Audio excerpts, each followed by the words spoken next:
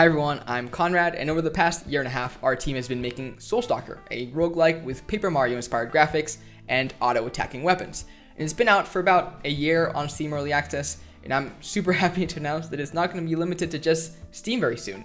We're going to be announcing the release date in this video, actually in like 20 seconds, but also 2 other platforms that have been previously unannounced that the game is going to be coming out to. So Steam is obvious, the 1.0 version is coming up.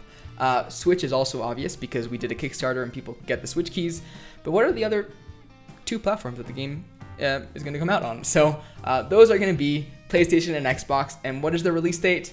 October 24th. You can get Soulstalker on Steam, Switch, Xbox, and PlayStation on October 24th. And so that is for digital, but actually the game's also going to be coming out on physical for Switch and for PlayStation, so check the description. It's actually been a while since we uploaded to this channel, so what have we been up to? Yeah, let me explain to you what new content like weapons, items, and characters we've added, but also new mechanics and areas. So the first thing I want to mention is that we've added a new character called the Robot. So the Robot is really cool. It's one that you've probably seen around, but we've not actually revealed the functionality until now. And the Robot has a really special ability because normally in Soulstalker, most characters heal at campsites, right? So you go to a campsite and you can decide, do I upgrade my weapons or do I heal? And it's kind of risk reward kind of thing, you know?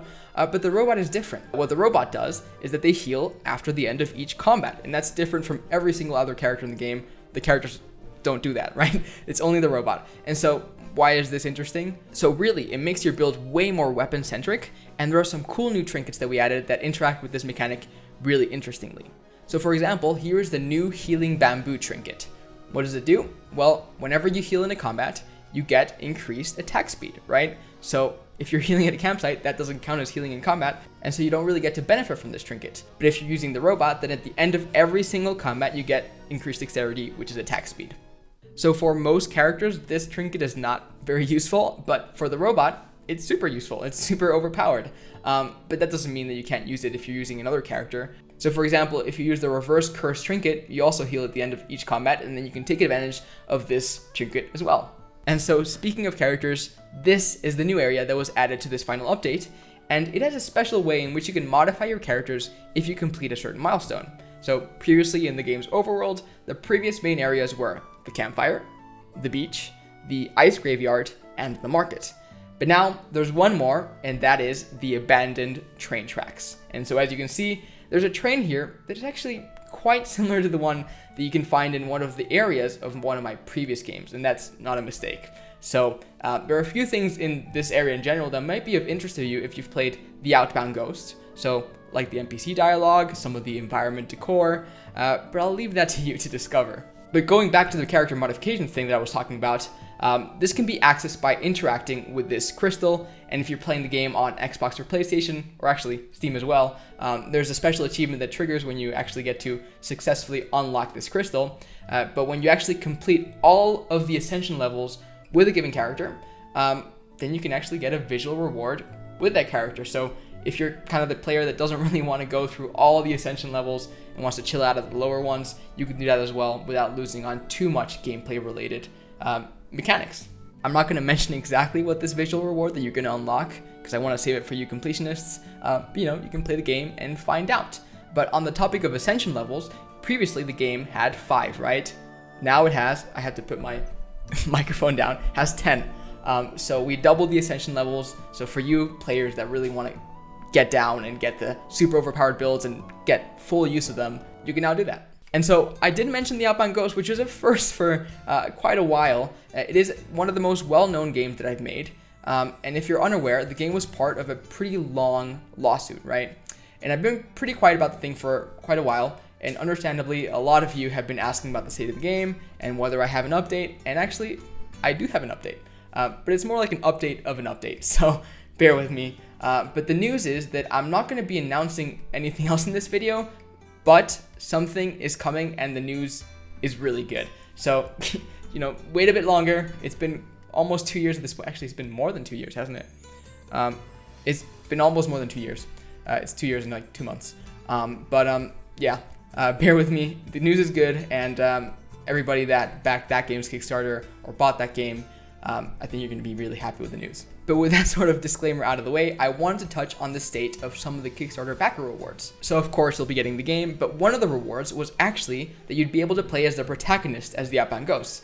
So one of the things that we've done in the past 6 months was implement exactly that. So if you've activated the code that you get as a backer, you'll see this little tombstone near the beginning of the overworld. And so then you can go interact with it, and you get to assume the form of the Outbound Ghosts protagonist. Just to keep things balanced and not make other players that didn't back the Kickstarter don't feel like they're losing out on actual content.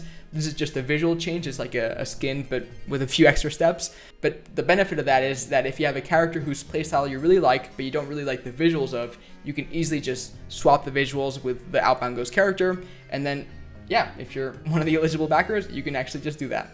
And on the topic of Kickstarter backers, I do already actually have the Switch keys ready to give them to all of you. So if that's you, as soon as this video goes live, I'll start sending them out and you can play the game on Switch actually 3 weeks before anybody else, even the press, just like that. So I hope you enjoy the game, and if you come up with anything, let me know.